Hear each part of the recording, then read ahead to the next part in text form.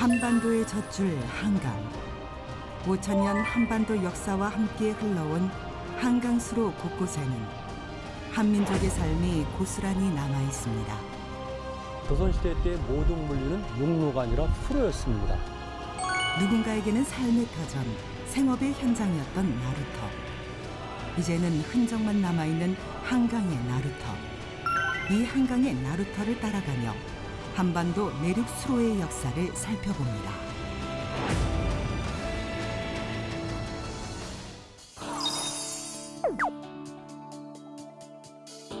대명항은 바다를 향해 굽어져 있는 강이라는 뜻으로 과거에는 대명고지, 대명곳이라고도 불렸습니다.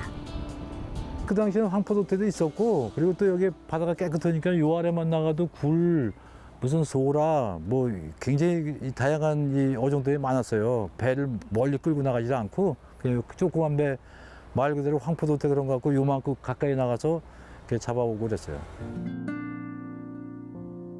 과거 상업포구로서 가장 활발했던 포구 중 하나였던 대명항은 다양한 어종이 잡히는 강으로 유명했는데요. 현재도 해산물의 흐름은 활발하여 이곳 어민들의 주요 삶의 터전 중 하나입니다. 전국 유일에 우리가 잡아다가 우리가 직접 직판하고 소비자한테 직접 직판하는 데는 아마 몇 군데 없을 거예요. 그 여기는 또 뭐 철 따라서 뭐 꽃게부터 쭈꾸미, 뭐 새우, 다양한 종류가 많이 나오고요. 1,000여 명 가까운 우리 근로자들이 모여서 지금 대명항을 이렇게 운영해 나가고 있습니다. 해산물을 가장 신선한 상태로 만날 수 있는 대명항의 수산물 직판장. 대명항 어민들이 직접 운영하여 믿고 구입할 수 있는 수도권 최대의 수산물 직판장으로 자리매김하고 있습니다. 대명항을 지나 도착한 곳은 덕포진입니다. 강화만을 거쳐 서울로 진입하는 입구에 위치한 염화수로에는 지덕이 좋아 선박과 사람이 모여든다는 뜻과 가파른 언덕이 있는 포구라는 뜻을 지닌 덕포진이 있습니다. 1919년 조선지지 자료에서 덕포라 명명된 이곳은 물살이 강해 19세기 서양과의 충돌이 자주 일어났던 격전지이기도 합니다. 덕포진 가진지대가 있습니다. 가진지는 포대가 7포대가 있습니다. 지금 요 가진지 포대는 약 지상에서 한 10m 파서 지하에서 발굴해 놓은 겁니다. 병인양요, 신민양요 때 다 여기서 저쪽에서 쏘고 이쪽에서 쏴서 물리치는 자리가 되겠습니다. 병인양요와 신미양요를 모두 겪으며 한반도로 쳐들어온 적군을 막기 위해 설치된 덕포진. 염화수로의 강한 물살로 인해 적의 공격을 수월하게 막을 수 있었다고 하는데요. 또한 이곳에서는 이곳만의 급격한 물살로 인해 희생하게 되었다는 전설 속 사공, 손돌의 묘를 만날 수 있었습니다. 고려시대 고정이 강화 천도를 하던 당시 사공 손돌의 충성심이 돋보이는 일화는 지금까지도 전해 내려오고 있습니다. 지금부터 780년 전에 고려가 광화다 왕이 피난 갈 때 배를 끌고도 뱃사공이 되겠습니다. 아마 그날 물결이 치어듣고 바람이 불었던 모양이죠. 내려오다가 왕이 뱃사공을 이 자리에서 죽입니다. 왜 죽이냐? 파도 지금 험하니까 나를 몽고병 음모고서 날 죽이려는 거 아니냐? 근데 바로 사홍은 죽기 전에 자기가 쓰던 바가지하고 바다에다 띄워주면서 나는 죽더라도 이 난을 피해서 이 바가지만 따라가시면 무사히 피해갑니다 하는 그 훌륭한 얘기도. 손돌의 지혜로 목숨을 구할 수 있었던 고종. 손돌의 충성심 깊은 이야기와 함께 덕포진에 있었던 다양한 전쟁의 흔적을 기록하고자 덕포진에는 현재 덕포진 전시관이 운영 중입니다. 이곳의 자료들은 모두 교육 자료로서 활용되고 있습니다. 덕포진을 지나면 문수산성을 만날 수 있습니다. 김포 평화누리길 최북단에 위치한 문수산성은 강화의 입구를 지키던 성입니다. 문수산성은 조선말 군사적 요충지로 병인 양요를 승리로 이끌었던 곳이기도 한데요. 문수산성은 갑군나루와 인접하여 동국 여지승남에 의하면 사람들의 왕래가 잦아 갑곶진원이라는 숙박시설이 생겨났고 이후 산성이 생겼다는 기록이 남아 있습니다. 갑곶나루 선착장에는 조선 세종 원년 시절 박신이라는 사람이 자신의 재산을 털어 14년에 걸쳐 만든 석축로가 남아 있습니다. 갑곶나루는 강화와 김포의 물자 연결에 주요한 역할을 한 나루터인데요.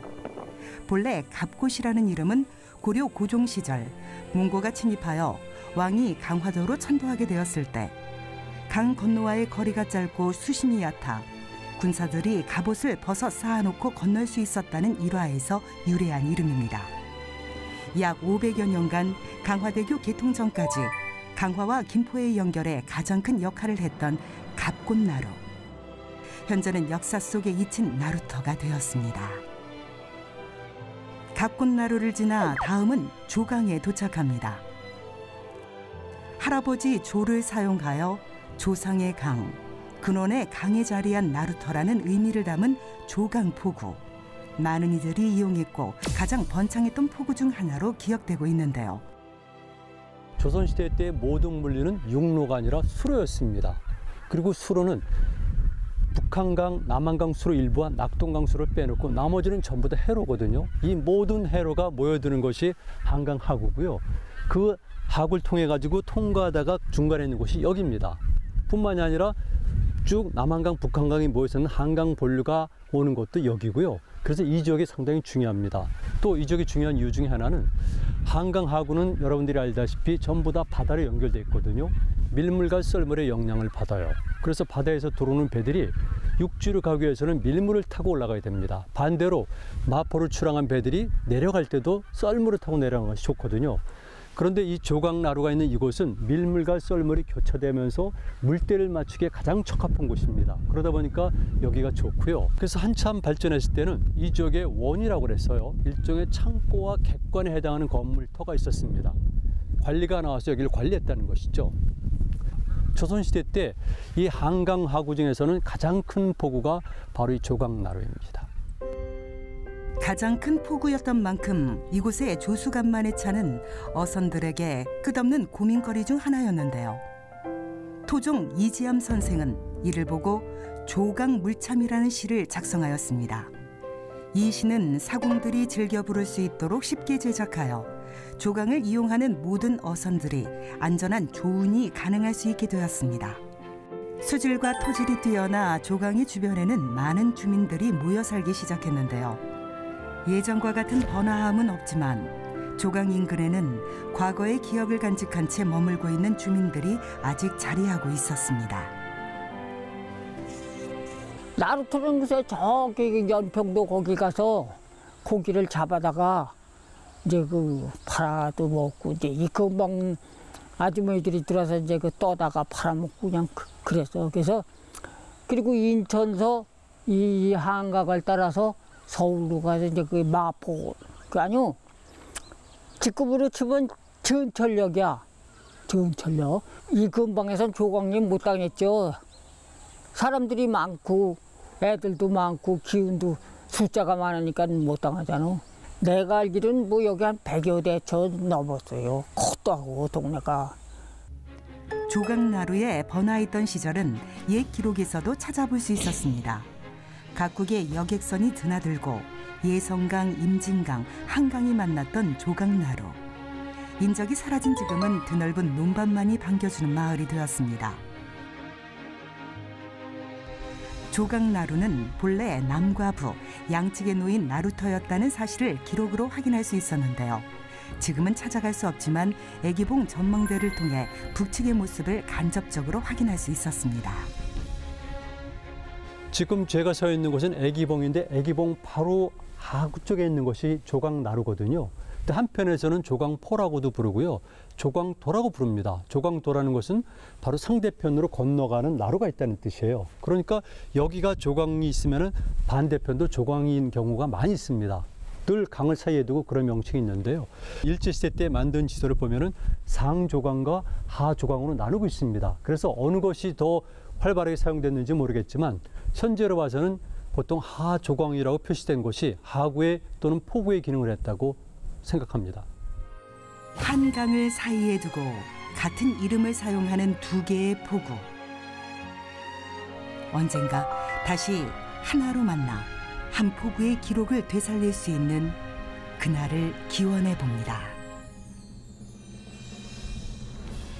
유엔 정정법상 5조 1항에 따르면은 자기 통지권이 미치는 범위 내에서는 통행이 가능하다고 되어 있습니다.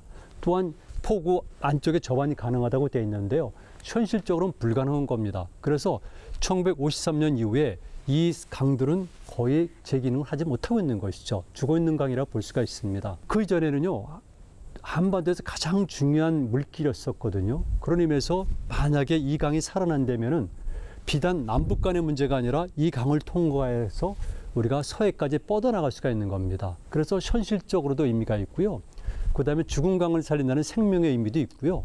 그리고 분단의 상징입니다. 지금도 보다시피. 그래서 만약 이 강이 살아난다면은 분단을 극복하는 하나의 촉매제도 될 수가 있고, 그리고 상징성을 강하게 표현할 수도 있다는 겁니다. 분단의 상징처럼 굳어진 조강. 애기봉 전망대를 통해 바라보는 것이 아닌 직접 찾아가 확인하며 분단의 상징에서 평화의 상징으로 거듭나길 기원합니다.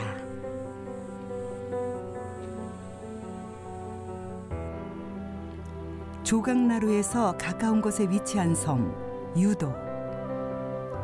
남과 북 사이에 위치한 유도는 오랜 시간 사람의 손길이 닿지 않아 자연 생태가 그대로 보존된 곳으로도 손꼽히고 있습니다. 유도는 한강하고 중립수역으로서 남과 북 모두가 이용 가능한 지역입니다. 그런데 이용 가능하지만 실제로 그 이용을 함에 있어서는 어려운 절차상의 문제들도 있고요. 사람들이 인위적으로 할 수 있는 부분이 없습니다. 그렇기 때문에 유도에서 서식하는, 특히나 멸종위기종으로 알려진 저어새의 서식지 그리고 번식지로 잘 보존된 지역입니다. 과거에는 30여 마리 이상이 번식을 하였다라는 기록이 있는데, 최근에 관찰된 기록은 약간 그보다는 좀 낮은 수의 저어새들이 서식하고 번식하는 것으로 알려져 있습니다. 조금 더 거슬러 올라가면 오두산성에 도착합니다. 오두산성은 한강, 조강, 임진강이 만나는 중립수역. 이곳은 광개토 태왕비문에 나오는 오두산성이 위치한 곳이기도 합니다. 사적 351호로 지정된 오두산성 역시 과거 군사적 요충지로 손꼽히던 곳입니다. 이곳은 현재 오두산 전망대로 새롭게 개장하여 북한 주민들의 생활을 망원경으로 확인할 수 있는 곳으로 거듭나게 되었는데요. 장항습지는 천연기념물과 멸종위기종이 다량으로 찾아와 거주하게 되었고, 생태자연의 새로운 보고로 떠오르고 있습니다. 철새절을 따라 후평리 철새 도래지를 지나면 전류리 포구에 도착합니다. 현재까지도 어민들의 생활의 터로 자리 잡고 있는 전류리는 끊임없이 어선이 오가고 있는 곳인데요. 전류리라는 이름에는 특별한 유래가 있다고 합니다.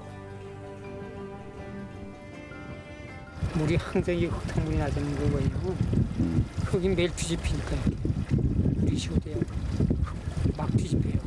돌고 뒤집히고 그래서 하여튼 전류리 뭐 그런 원인이 있더라고요. 물의 흐름이 요동치는 만큼 어종도 다양하게 잡힌다고 하는데요. 처음엔 그 돛대 갖고 하다가 나중에 이제 노지는 우리가 나 들어와서는 노지는 그렇게 하다가 기계가 들어오기 시작해가지고 기계가 들어왔지.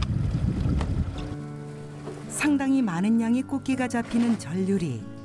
이외에도 전류리에는 다양한 어종이 잡힌다고 하는데요. 봄에는 저 황보, 웅어, 뱀장어, 깨나리, 새우 그런 것들이 많이 잡히죠. 짠물과 그 바다 민물이 섞이는 자리에 고기들이 맛이 다르더라고요. 그쪽에 있는 고기들이 많대. 바다와 민물이 만나 맛은 물론 품질도 으뜸이라는 전류리의 해산물. 누군가에게는 분단의 경계에 놓인 강이지만 어민들에게는 자원이 넘치는 보물의 강입니다. 약 158km의 한강수로는 어촌의 시대를 지나 농촌의 시대까지 모두 포괄하고 있습니다. 한강 서쪽 끝에서 출발한 배절은 한반도의 중심을 향해 물살을 거슬러 올라와 다양한 문물을 전달했는데요. 그 중심에는 마포와 광나루 나루터가 있었습니다. 당시 조선 4대 나루터는 마포, 광나루, 이포, 조포 나루터였습니다. 이번에는 어촌의 상징이었던 조강을 지나 농촌으로 거듭난 여강으로 이동해 조금 더 많은 나루터를 만나봅니다. 이 중에서도 여강의 초입에 위치한 이포나루는 한국전쟁 후 이포대교 개통 시까지 수은의 발달로 인구가 1000명이 넘을 만큼 번성하여 각종 마을제가 발달한 지역이었습니다. 이곳 이포나루는 관에서 관리하던 그런 곳이어서요. 예전에 수참선, 요즘 말로 하면은 예인선 정도라고 얘기를 할까요? 그 수참선이 15개가 있고 큰 배들이 굉장히 많이 오르내리고 그 배들이 여기 머물렀다는 얘기가 되겠죠. 아주 활성화된 사통팔달의 요충지였기 때문에 그 배들이 언제나 이 강을 오르내릴 때 안전한 게 우선이 돼야 되겠죠. 그래서 이곳에 삼신당에서 큰 굿을 하게 돼요. 그래서 그 배들이 안전하게 오르내리게끔 일주일 동안 굿판이 벌어지는데 제물을 준비해 와서 이곳 강에서 직접 용왕제를 지내기도 했답니다. 선원들의 안전과 나루의 번창을 기원했던 이포 삼신당.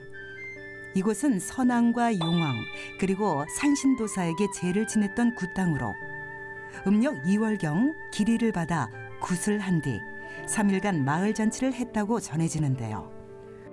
북내면 당우리에서도 무당이 축원했음이 보고되었지만 현재는 이포리에 삼선 도당군만이 남아있다고 전해집니다.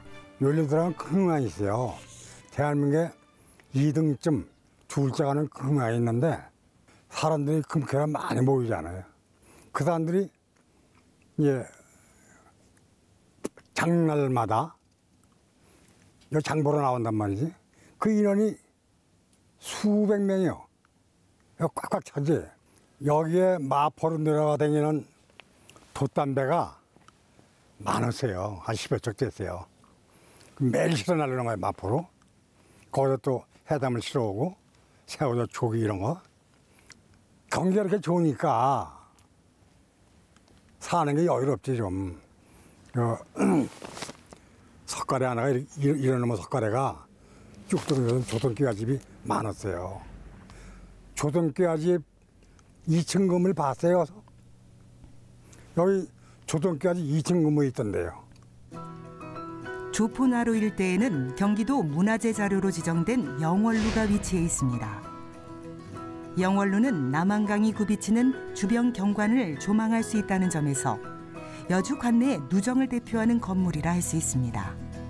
여주에서 풍수상 여강의 의미는 한양으로 보자면 한강과도 같은 것이라는 옛 기록들도 쉽게 찾아볼 수 있는데요. 조선시대의 여주는 총 18개의 나루가 있어 전국 물류수송의 중심지였습니다. 그리고 그 중심에는 조포나루가 있습니다. 칠력사주의 산맥이 소나무로 꽉 차서 소나무 수풀로 이 강까지 내리 덮었다고 해서 처음에는 송포나루라고 했다고 그럽니다. 옛날 얘기가 그렇습니다. 동쪽에서부터 흘러내려오기 때문에 아침 해가 뜰 적에는 그 강물, 강 물비늘이 하도 햇빛에 비쳐 반짝거리는 그 광경이 하도 아름다워가지고 그래서 조수조자를 붙여가지고 조포나루가 그때부터 됐다고 하는 옛날 얘기도 있고 여주 군지에도 그게 기록이 돼 있습니다. 조포나루는 비교적 완만한 구조를 가져 무거운 물자를 운송하여 한양으로 통하는 관문으로 통했다고 하는데요. 이 조포나루가 이 한강의 중간 지점이 되기 때문에 여기 와서 숙박들을 많이 했습니다. 그 옛날에는 이 나루 쪽에 쭉 아주 이 여인숙도 많고 또 주막도 많고 수도가 서울로 개성해서 천도가 됐기 때문에 이 경상도, 충청도, 강원도, 경기도 쪽에서 서울로 과거 보러 가는 사람들이 배를 타고 서울로 많이 가기 때문에 여기 저 조포나루를 쉬어서 가고 또 세종대왕께서도 왕자 시절에 이 여주가 외가댁이기 때문에 이 조포나루에 여러 번 오셨다 가셨다는 그런 옛날 얘기가 있습니다. 당시의 기록을 되살려 조포나루에는 관광객들이 탑승할 수 있는 돛배가 여전히 운영 중입니다. 여주시에는 돛배만큼이나 유명한 작은 섬, 강천섬이 존재하고 있는데요. 강과 자연이 함께 공존하는 새로운 공간으로서 주목받고 있는데요. 멸종 위기종인 단양 숙부쟁이가 자생적으로 자라는 섬으로도 유명합니다. 단양 숙부쟁이는 멸종 위기 2급 보호종으로 남한강을 따라서 단양에서부터 종자가 흘러내려와서 이 강천섬에 많이 서식하게 되었습니다. 그리스어로 별이라는 뜻도 있고 또 인내심이라는 뜻도 있고 또 애국심이라는 그런 의미를 갖고 있습니다. 기다림과 인내라는 꽃말을 가진 강천섬 단양숲 부쟁이처럼 한강의 나루터 역시 기다림과 인내의 시간을 지나왔습니다. 나루터에 갇히는 세월과 함께 기억 속에 잊혀졌지만 그 역사와 의미는 바래지 않았습니다. 한반도를 관통하는 강줄기의 의미를 되돌아보고 더 나아가 나루터의 번영과 함께 평화통일의 시대도 활짝 열리길 기대해 봅니다.